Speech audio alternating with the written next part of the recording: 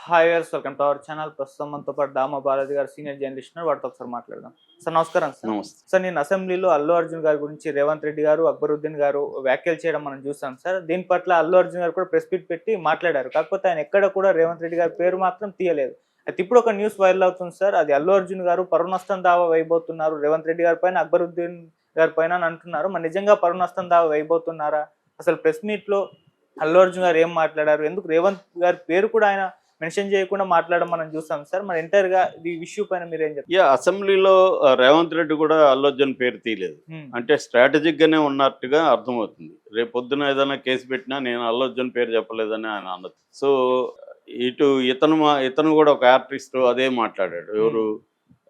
అక్బరుద్దీన్. అంటే వీళ్ళు ఇద్దరు కలిసే ఈ డ్రామా ఆడుతున్నారు అనేది బీఆర్ఎస్ వాళ్ళు చెప్పేది. బీఆర్ఎస్ ఏంటంటే రేవంత్ రెడ్డి అడిగిచ్చాడు ప్రశ్న, కావాలని వాళ్ళు అల్లు అర్జున్ పేరు తీయకుండా మాట్లాడారు. ఎందుకంటే రేపు పొద్దున కోర్టుకు వెళ్ళినా కూడా అల్లు అర్జున్ పేరు మేము చెప్పలేదు అని ఒక డిఫెన్సివ్గా ముందే ప్లాన్ చేసుకొని లీగల్ ఒపీనియన్ తీసుకొని ఇది కంప్లీట్గా స్క్రిప్టెడ్ వెర్షను అనేది బీఆర్ఎస్ వాళ్ళు ఆరోపిస్తున్నారు. సో ఏదేమైనా ఇటువైపు రేవంత్ రెడ్డి కానీ అక్బరుద్దీన్ కానీ అల్లు అర్జున్ పేరు తీయలేదు. అటువైపు అల్లు అర్జున్ సమాధానం ఇచ్చినప్పుడు కూడా అల్లు అర్జున్ వీళ్ళ పేర్లు చెప్పలేదు. వ్యక్తులు నేను ఏ వ్యక్తులకి వ్యతిరేకం కాదన్నాడు. కానీ ఇక్కడ వ్యక్తులే కదా చేసింది. వ్యక్తులుగా కాకపోతే ప్రభుత్వం చేసిందని కూడా అర్థం వస్తుంది. ఎందుకంటే ఒక ముఖ్యమంత్రి చేశాడంటే ప్రభుత్వం చేసింది. అసెంబ్లీలో చేశారంటే అది రేపొద్దున అబద్ధం అని కానీ ప్రూవ్ అయితే వాళ్ళ ఇద్దరికి కూడా ఇబ్బందులు ఉంటాయి. అందుకనే మేబీ వాళ్ళ పేర్లు కూడా బయట తీయలేదు. అల్లు అర్జున్ పేరు రేవంత్ రెడ్డి గారు మామూలుగా అయితే డైరెక్ట్గా అల్లు అర్జున్ పేరు చెప్పాలి కదా. అల్లు అర్జున్ పేరు ఇప్పుడు మనం అల్లు అర్జున్ పేరు చెప్తున్నాను నేను, వాళ్ళు ఎందుకు చెప్పట్లేదు అల్లు అర్జున్ పేరు అంటే దాని వెనక ఏదో ప్లాన్ కనబడుతుంది. అంటే మనం ఇలా చెప్తే రియాక్షన్ ఎలా ఉండొచ్చు, దాన్ని మనం ఎలా ఎదుర్కోవాలంటే మనం దీంట్లో ఎట్లా మాట్లాడాలి అనేది ఒక ప్లాన్ చేసుకొని వెళ్ళినట్టుగా మనకు కనబడుతుంది. ఆవేశంగానూ ఇంకోటే కాకుండా ఇది స్క్రిప్ట్ అంటే ఖచ్చితంగా స్క్రిప్టే కనబడుతుంది. ఎందుకంటే ఎవరైనా పొలిటీషియన్స్ పాలిటిక్స్ చేస్తారు.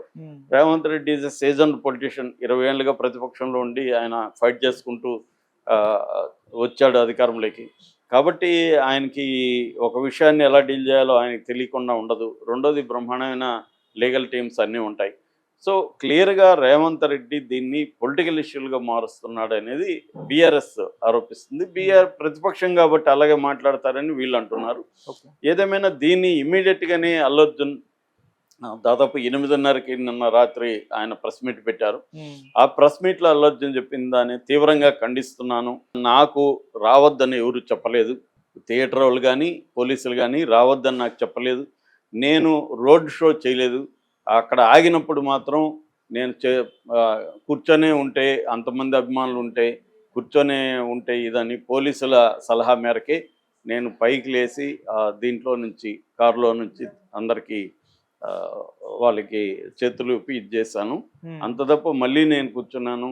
థియేటర్ దగ్గర ఎక్కడ కూడా నేను రోడ్ షోలు ఏమీ చేయలేదు అన్నాడు. ఇప్పుడు రోడ్ షో చేసినట్టు నిరూపించాలంటే విజువల్స్ కావాలి కదా. ఇతను మెట్రో దగ్గర ముషీరాబాద్ మెట్రో దగ్గర విపరీతమైన క్రౌడ్ వచ్చినప్పుడు లేచి చేసి మళ్ళీ కూర్చున్నాడు విజువల్ మాత్రం ఉంది. కానీ రోడ్ షో చేస్తున్న విజువల్ అయితే లేదు అక్కడ క్లియర్గా. రేపొద్దున కోర్టులో ప్రవేశపెట్టాలి. ఇవన్నీ ఏంటంటే రేవంత్ రెడ్డి ఏం చెప్పాడు, అల్లు అర్జున్ ఏం చెప్పాడు అనేది మనం డిస్కస్ చేయొచ్చు, కానీ కోర్టులో కుదరదు. కోర్టులో ప్రతిదానికి ప్రూఫ్ అడుగుతారు. ప్రూఫ్ చూపిస్తేనే కోర్టులో ఇదవుతుంది. అట్లాగే ఆయన మీద పెట్టిన 2 సెక్షన్లు అప్లికబుల్ కాదనేది కూడా కోర్టులో డిస్కషన్ జరుగుతుంది. నాకు తెలిసి సుప్రీంకోర్టు వరకు కూడా వెళ్ళే అవకాశం ఉంది ఈ కేసు. ఫైనల్గా సుప్రీంకోర్టు దీన్ని చేస్తుంది. అక్కడ ఏం జరుగుతుంది అనేది మనం చూడాలి. అయితే ఇక్కడ ఏమైందంటే రేవంత్ రెడ్డి అభియోగాలు ఏంటి? రేవంత్ రెడ్డి ఏం చెప్పాడంటే అల్లు అర్జున్ పర్మిషన్ లేకపోకుండా వచ్చాడు, రావద్దని పోలీసులు చెప్తే వచ్చాడు. నెంబర్ 1. వచ్చినా కూడా రోడ్ షో చేసుకుంటా వచ్చాడు. నెంబర్ 3, బాల్కనీకి వెళ్ళి దీనివల్ల వెళ్ళడం వల్లే గుంపులు ఎక్కువైనాయి. మేము ముందే చెప్పాం కాబట్టి పోలీసులు మా తప్పు లేదు. సో తర్వాత వాళ్ళకి ఇబ్బంది అయ్యి తల్లి కొడుకు ఇలా పడిపోయి బయటికి తీసుకొచ్చినాక ఇద్దరు చనిపోయినారని పోలీసులు అనుకున్నారు. అనుకొని ఏసీపీ అల్లు అర్జున్ దగ్గరికి వెళ్ళి వెళ్ళడానికి ట్రై చేస్తే అల్లు అర్జున్ రానివ్వలేదు. వాళ్ళ ప్రైవేట్ టీం అల్లు అర్జున్ని ఏసీపీని అల్లు అర్జున్ టీము రానివ్వలేదు. చివరికి సెంట్రల్ డీసీపీ కలుగజేసుకొని తాను వెళ్ళి మిమ్మల్ని అరెస్ట్ చేయాల్సి వస్తుంది, ఇద్దరు వ్యక్తులు చనిపోయారు తల్లి కొడుకు అని చెప్పితే అప్పుడు అల్లు అర్జున్ టీంతో బయటకు వచ్చాడు. అంటే వీళ్ళు చనిపోయినా తెలిసి కూడా ఆయన సినిమా చూసి వెళ్ళాడు. వీళ్ళు పోలీసులు వెళ్ళి చెప్పినా కూడా నేను వెళ్ళను, నేను సినిమా చూసే వెళ్తాను అని అహంకారంగా మాట్లాడాడు. ఇది రేవంత్ రెడ్డి చెప్పిన వెర్షన్. అట్లాగే ఆయన ఇంకొన్ని కామెంట్స్ చేశాడు. అరెస్ట్ చేసి జైల్లో నైట్ ఎందుకు వదులుతారు అనేది అన్నాడు. అట్లాగే అతనికి ఏమన్నా కన్ను పోయిందా, కాలు పోయిందా, చేయి పోయిందా, అతన్ని చూడడానికి ఎంతమంది క్యూలు కట్టారు సినిమా ఇండస్ట్రీని నేను ప్రశ్నిస్తున్నా, మీరెందుకు ఆ బాబుని ఒకరు కూడా పరామర్శించలేదు అనేది ఆయన మాట్లాడాడు. దీనికి అల్లు అర్జున్ సమాధానం చెప్పాడు. ఆయన మళ్ళీ సారీ చెప్పాడు వాళ్ళకి, ఫ్యామిలీకి. అట్లాగే తను వాళ్ళకి సహాయం చేస్తానని ఇంతకుముందు మాట ఇచ్చాను, దానికి కట్టుబడి ఉన్నాను అన్నాడు. అట్లాగే కొంతమంది వ్యక్తులు నన్ను ఆరోపించారు, అవేవి తెలియదు, నాకు ఎవరు రావద్దని చెప్పలేదు. రెండోది నేను రోడ్ షో చేయలేదు. మూడోది వాళ్ళు చనిపోయినట్టు నాకు ఎవరు చెప్పలేదు. చనిపోయినట్టు తెలుసుంటే నేను ఎందుకు సినిమా చూస్తాను? నేను ఏ మానవత్వం మనిషి ఉన్నవాడైనా చనిపోతే సినిమా హిట్ అవుతుందని అంటాడా? సో ఇవన్నీ అబద్ధాలు, బేస్లెస్, ఆల్ టైమ్ లో అన్నాడు. లో అంటే నీచమైన ఆరోపణలు అనేది ఆయన మాట్లాడాడు. అయితే అందులో ఎక్కడా కూడా నేను లీగల్గా చర్య తీసుకుంటానని కానీ, లేకపోతే ముఖ్యమంత్రి ఎలా చెప్పడం అని కానీ అనలేదు. ఈ ప్రభుత్వం మా సినిమాకి అనేక రాయితీలు అవి కల్పించింది, సో దానికి మేము కృతజ్ఞత ఉంటాము అనేది కూడా అన్నాడు. వ్యక్తులు కొంతమంది ఇలా మాట్లాడడం కరెక్ట్ కాదనేది ఆయన మాట్లాడాడు తప్ప ప్రభుత్వం మీద కానీ, ప్రభుత్వంతో మేము గొడవ దలుచుకోలేదు అనేది కూడా ఆయన అన్నాడు. మామూలుగా ఏంటంటే సినిమా వాళ్ళు సాఫ్ట్ టార్గెట్ అంటారు. వాళ్ళ అనేక బిజినెస్లు గవర్నమెంట్ అనుకుంటే వాళ్ళని వేధించాలనుకుంటే వేధించవచ్చు. గతంలో కూడా జయలలిత కమల్ హాసన్ని ఎలా వేధించిందో మనం చూసాం. కమల్ హాసన్ని దేశం విడిచిపెట్టి వెళ్ళిపోతానని ఆయన ఒక దారుణమైన కండిషన్లోకి ఆయన్ని జయలలిత నెట్టింది. ఆయన నేను ఉండను ఈ దేశంలో అన్న స్థాయి తీసుకొచ్చింది. సో ఏదైనా అధికారం పర్మనెంట్ కాదు. అధికారం ఉంది అని ఒక వ్యాపార వర్గాన్ని మనం, సినిమా అనేది కూడా ఆయన భాషలోనే, రేవంత్ రెడ్డి భాషలోనే వ్యాపార వర్గం. సో అందరూ అన్ని వ్యాపారాలు తప్పైతే సినిమా తప్పే, అన్ని వ్యాపారాలు కరెక్ట్ అయితే సినిమా వ్యాపారం కరెక్టే. వేరే వ్యాపారాలంతా రమ్మని పిలుస్తూ వాళ్ళకి మేము రాయితీలు ఇస్తాము, ల్యాండ్ ఇస్తాము, వాటర్ ఇస్తాము, కరెంట్ ఇస్తాము, మీరు రండి అనేమో మనం విదేశాలకు ఎంత వెళ్ళి పిలుస్తూ, ఇక్కడ వ్యాపారం చేసేవాళ్ళు వాళ్ళ మీద టార్గెట్ చేస్తే ఖచ్చితంగా ఇబ్బంది అవుతుంది. అది ఏంటంటే ఇది వ్యక్తిగత వ్యవహారం. ఇది రేవంత్ రెడ్డికో అల్లు అర్జున్ వ్యవహారం కాదు. ఇది ప్రజల లైఫ్ని ఎలా అఫెక్ట్ చేస్తుందనేది చూడాలి. అది ఇంపార్టెంట్. ఒక ముఖ్యమంత్రి స్థానంలో ఉండే వ్యక్తికి వ్యక్తిగత కక్షలు అనేవి ఉండకూడదు. రేవంత్ రెడ్డి వ్యక్తిగత కక్షలతో చేస్తున్నాడని నేను చెప్పట్లే, వీళ్ళు అలా విమర్శిస్తున్నారు.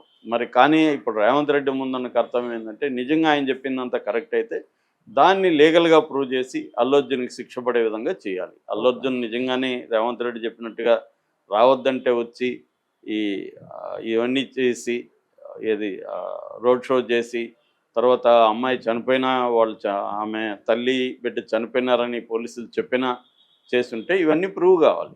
మేము చెప్పామంటే చెప్పినట్టు ప్రూఫ్ ఏముందని అంటారు. ఇందాక ఇంకొక వెర్షన్ చదివా, అల్లు అర్జున్ మేనేజర్ సంతోష్కి చెప్పాడు, సంతోష్ నేను వెళ్ళి చెప్తానులే మీరు వెళ్ళిపోండి అన్నాడు అనేది ఒక వెర్షన్ ఉంది. మరి సంతోష్కి చెప్పారా, సంతోష్ అల్లు అర్జున్కి చెప్పలేదా? ఎందుకంటే అల్లు అర్జున్కి చెప్తే ఇబ్బంది అవుతుందని సంతోష్ చెప్పకుండా తీసుకెళ్ళిపోతే సంతోష్ ప్రాబ్లం అవుతుంది. అట్లాగే థియేటర్ వాళ్ళు రావద్దని పోలీసులు లెటర్ రాస్తే థియేటర్ వాళ్ళు అల్లు అర్జున్కి చెప్పకపోతే థియేటర్ వాళ్ళు ప్రాబ్లం అవుతుంది. ఇవన్నీ కోర్టులో ప్రూవ్ కావాల్సింది. సో మామూలు ప్రశ్న ఏంటంటే, ఒక ఏసీపీ స్థాయి వాళ్ళు ఒక థియేటర్కి అల్లు అర్జున్ రావద్దని చెప్పండి, మేము మీకు సెక్యూరిటీ ఇవ్వలేదంటే థియేటర్ వాళ్ళు ఎందుకు చెప్పకుండా ఉంటారు అన్నది ఒక ఇది. ఎందుకంటే రేపు పొద్దున వాళ్ళకి తెలుసు కదా, థియేటర్ వాళ్ళకి ఏదైనా ప్రాబ్లం అయితే మనం ఇరుక్కుంటామని. వాళ్ళు అల్లు అర్జున్ రావడం వల్ల వాళ్ళకేంటి ఉపయోగం? వాళ్ళకి తలనొప్పే కదా, క్రౌడ్స్ని కంట్రోల్ చేయడం వాళ్ళ బాధ్యత కూడా కదా. సో ఇక్కడ థియేటర్ దీన్ని మాత్రం రేవంత్ రెడ్డి ఏం మాట్లాడలేదు. అట్లాగే బీఆర్ఎస్ వాళ్ళు ఏం విమర్శ చేస్తున్నారంటే, ఇది కావాలని రేవంత్ రెడ్డి సినిమా వాళ్ళ మీద కక్షగట్టి చేస్తున్నాడు, వీళ్ళెందుకు, ప్రభుత్వం ఎందుకు వెళ్ళలేదు ఇన్ని రోజులు, ఎవరిని ఎందుకు పంపించలేదు, ఇప్పుడెందుకు హెల్త్ మినిస్టర్ వెళ్ళాడు, ఇప్పుడెందుకు సివి ఆనంద్ వెళ్ళాడు, ఇప్పుడెందుకు డబ్బులు 25 లక్షలు ఇప్పుడు గవర్నమెంట్ ఎందుకు ప్రకటించింది, ఇంతకుముందు ఎందుకు ప్రకటించలేదు, ఎప్పుడో 4వ తేదీ జరిగితే 21వ తేదీ ప్రకటిస్తారా? సో ఇదంతా కూడా ఒక ప్లాన్ ప్రకారం జరిగింది. అట్లాగే రేవంత్ రెడ్డి ప్రభుత్వంలో అనేక చావులు జరుగుతున్నాయి. గురుకులాల్లో ఫుడ్ పాయిజనింగ్ జరిగింది, దాని మీద అసెంబ్లీలో చర్చ లేదు. సో అట్లాగే రేవంత్ రెడ్డి తమ్ముడు కారణంగా ఒక మాజీ సర్పంచ్ చనిపోతే మరి అతన్ని అరెస్ట్ చేయాలి కదా అని హరీష్ రావు లాంటి వాళ్ళు కూడా ప్రశ్నిస్తున్నారు. ఏదేమైనా ఇది పొలిటికల్ టర్న్ తీసుకుంది, ఎమోషనల్ టర్న్ తీసుకుంది, మోరల్ యాంగిల్లోకి వెళ్ళింది. నిజానికి తేలాల్సింది ప్రజల మనం ఎంత గొంతు దించుకొని అరిసినా ఏమీ కాదు. ఫైనల్గా తేలాల్సింది కోర్టులో. అల్లు అర్జున్ తప్ప, థియేటర్ ఓనర్ తప్ప, పోలీసులు తప్ప అనేది వీళ్ళందరి తప్పులు లేకుండా ఒక యాక్సిడెంట్గా కూడా జరగచ్చు. ఒక్కోసారి కంట్రోల్ చేయలేని ఇది ఉంటుంది. ఇప్పుడు మనకి పుష్కరాల్లో ఎంతోమంది చనిపోయారు, ఆ మధ్యకాలంలో పొలిటికల్ ర్యాలీల్లో ఎంతోమంది చనిపోయారు, తర్వాత బాబాల దగ్గర హత్రోస్లో ఒక పెద్ద సంఘటన 121 మంది చనిపోయారు. అనేక సార్లు ఇవి జరుగుతున్నాయి.